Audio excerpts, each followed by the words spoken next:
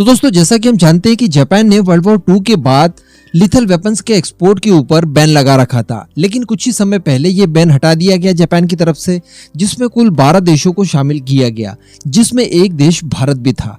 अब हम सभी जानते हैं कि इसके बाद भारत और जापान के बीच में डिफेंस कॉपरेशन बहुत ज्यादा बढ़ गया। एक तो दोनों चाइना के दुश्मन है, दोनों क्वाड के सदस्य भी हैं और भारत जापान के बीच में बाय डिफॉल्ट अच्छी खासी दोस्ती भी है। तो ऐसी परिस्थिति में ये अनुमान लगाया जा रहा था कि ये जो जापान की तरफ से प्रतिबंध हटाए गए हैं लिथल वेपन के एक्सपोर्ट को लेकर, ये स्पेशली चाइना को ध्यान में रखकर भारत को वो सारी टेक्नोलॉजी प्रोवाइड कराने के लिए हटाए गए हैं जो कि भारत को चाइना के खिलाफ रिक्वायर्ड होगी। और इसमें कोई दो मत है भी नहीं।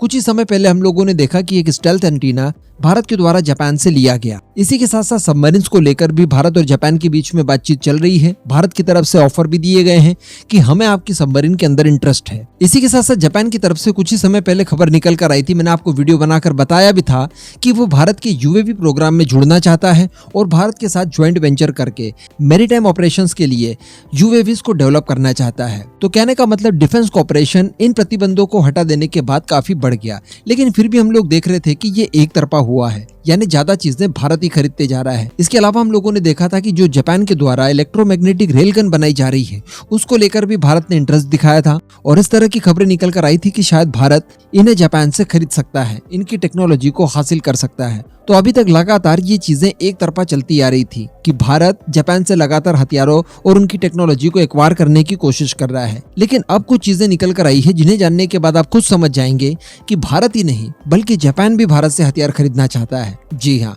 और भारत के पास कई ऐसे हथियार हैं जो कि जापान को रिक्वायर्ड हैं और जापान उन्हें बड़ी आसानी से भारत से ले भी सकता है। वैसे मैं यहाँ पर आपको बता दूं आगे खबर देने से पहले कि ये सब कुछ इतना ज्यादा आसान नहीं हो जाएगा, यानी भारत जापान को बड़ी आसानी से हथियार बेच दे, ये इतना आसान भी नहीं है। इसके पीछे का कारण क्या है? तो इसके पीछे दो कारण हैं। एक कारण ये कि जापान अपने आप में बहुत पैसे वाला देश है, वो टेक्नोलॉजिकली खुद भी बहुत ज्यादा विकसित है, तो वो बैटल प्रूवन हथियार बड़ी आसानी से किसी भी देश के साथ खरीद सकता है या फिर वो अपनी जरूरत के हिसाब से कस्टमाइज हथियार खुद भी बना सकता है, वो इसके लिए भी सक्षम है। और जो दूसरा कारण निकल कर आता है वो है अमेरिका। अमेरिका के पास लगभग सभी हथियार हैं, सुई से लेकर तलवार तक। जो भी जापान को चाहिए होंगे चाइना को काउंटर करने के लिए, अमेरिका उसे दे ही सकता है, आज तक देते भी आया है। तो यहाँ पर भारत की दाल गल जाए बहुत मुश्किल है, लेकिन कोशिश शुरू कर दी गई है। और जो ज्वाइंट वेंचर वाली बातें निकल कर आती है, ये भारत और जापान के बीच में एक लंबा पुल जोड़ सकती है। यानी डायरेक्टली हथियार या फिर टेक्नोलॉजी खरीदने के बजाय अगर भारत और जापान मिलकर हथियारों को लेकर ज्वाइंट वेंचर करें, इनके ऊपर एक साथ रिसर्च एंड डेवलपमेंट करें, उसके बाद इनकी मैन्युफैक्चरिंग साथ में करें, जैसा भारत और रशिया ने ब्रह्मोस को किया, तो काफी चीजें आसान हो सकती है। अब इसी तरह की कुछ चीजें निकल कर आई है। बताया जा रहा है कि भारत की तरफ से अब कई सारे वेपन्स एक साथ जापान को ऑफर किए गए हैं। देखिए दोस्तों, हम सभी जानते हैं कि 13 फरवरी से जापान और भारत के बीच में एक बायलैटरल मिलिट्री एक्सरसाइज को कंडक्ट किया जाएगा, जिसमें भारत के सुखोई 30 MKI भी पहली बार जापान की रिक्वेस्ट के आधार पर जापान जाने वाले हैं और वहां पर इस एक्सरसाइज के अंदर हिस्सा लेने वाले हैं। ये मैंने आपको बताया था। अब इसको लेकर भारत की डिफेंस मिनिस्ट्री की तरफ से कुछ तैयारियां की गई है, जैसे कि society of Indian defence manufacturer, साथ ही भारतीय MOD, इसी के साथ साथ भारतीय सेना। बताया जा रहा है कि इस तरह की सभी संस्थाएं अपने इंडिजिनस प्रोडक्ट को, जो हथियार हैं हमारे, इन्हें वहां पर प्रमोट करना चाहती है और इसके लिए प्रॉपर वहां पर शोकेस भी किया जाएगा इन हथियारों को। और उन सभी भारतीय वेंडर्स को ये बता दिया गया है कि ये जो प्रदर्शनी यहाँ पर स्टार्ट होने वाली है, जिसे शेड्यूल किया गया है 13 फरवरी से, वहां पर अपने अपने बनाए गए इंडिजिनस हथियारों को आप शोकेस कर सकते हैं। कहने का मतलब जो भी भारत के अंदर सरकारी कंपनीज या फिर प्राइवेट कंपनीज डिफेंस इक्विपमेंट्स बनाती है, उन सभी को कह दिया गया है कि आप जापान में इन्हें शोकेस कीजिए। जो भी जापान की रिक्वायरमेंट होगी उस आधार पर जापान को इन्हें ऑफर किया जाएगा। अब इस दौरान भारत द्वारा बनाए गए स्वदेशी हथियारों को बड़े पैमाने पर यहाँ पर प्रमोट किया जाएगा, जापान के सामने रखा जाएगा, उनको लेकर ब्रीफिंग दी जाएगी और इनमें से जो भी चीजें जापान को अपने लिए सूटेबल लगती है उन्हें जापान खरीद सकता है भारत से। और वैसे भी हम सभी लोग जानते हैं कि इस समय जापान अपने आप को डिफेंस के क्षेत्र में काफी मजबूत करने की कोशिश कर रहा है। मैंने आपको पिछली वीडियो में बताया था कि जापान अगले 5 सालों में